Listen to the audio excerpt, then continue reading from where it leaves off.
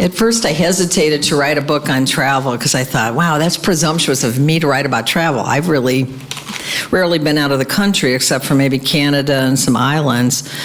But then as I thought about it, I've had some really interesting experiences. So the book I've got Savannah, Georgia, Sedona, Arizona, all kinds of places in here. Today I'm going to read a few that I just feel like reading tonight. Effervescent Savannah. In this grand southern city, I could feel the ghosts of artists, drag queens, and literary icons indulge me with their rambling stories, tinged with history, and their genteel southern upbringing. Even the drunken tour guide stumbling off the bus charmed me. His scraped face looked like he had been in a barroom brawl the night before. Like a tango that makes the blood rush to my head, I feel the effervescence of Savannah, its lush gardens, its quaint courtyards, and its wild waterfront life.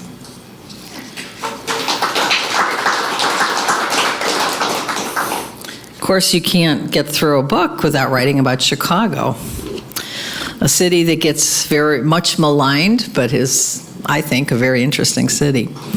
Chicago images, brawny and beautiful. The smokestacks float swirly patterns above the tall brick factories.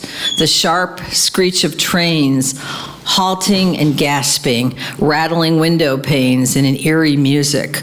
The flamenco rhythms of pedestrians clicking and clacking, leaping almost gracefully over gaping potholes as large as small rivers. The dissonance of conversations, spiced with the inflections of many lands and regions, a jagged, massive stretch of skyscrapers hovering above a monster lake, a heap of corruption, a microcosm of humanity, always self-deprecating, forever exhausted, yet never giving up, somehow beautiful.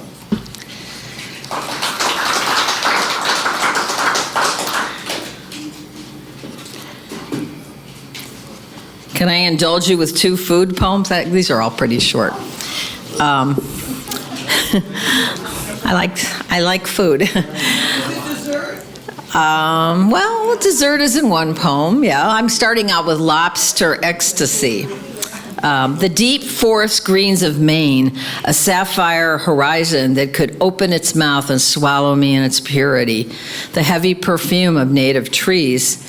Seal pups playing in the frothy waters of the ocean. Oldies cranked, high on the radio, left home with a broken heart, needed the whimsy of a road adventure. As I zigged and zagged along forests, the ocean, in quaint little towns, I almost missed it.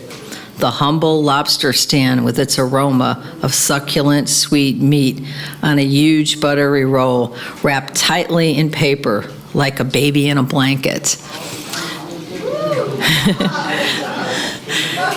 No fancy extras, just the mouth-melting crustacean, the best meal I ever had on a picnic table with strangers. So good it made me want to moan out loud, but the strangers might not have understood. Sometimes food induces such ecstasy, such primal pleasures, you just have to stop and shout, "Damn!"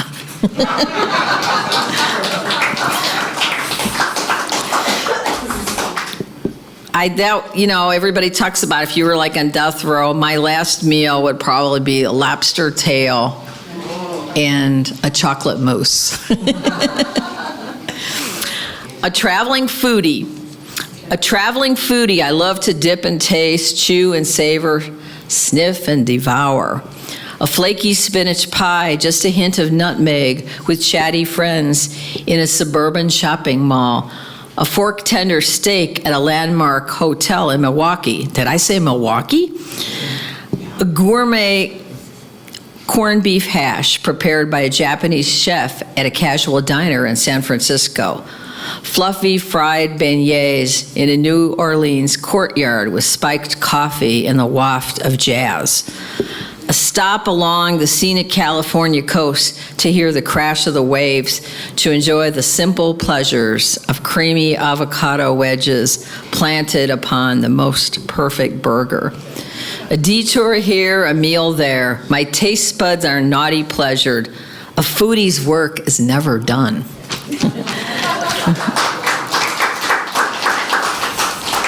I have, and those that love animals, I have a whole chapter on animal poems, animals I've encountered on trips, so I'll save that for future reading.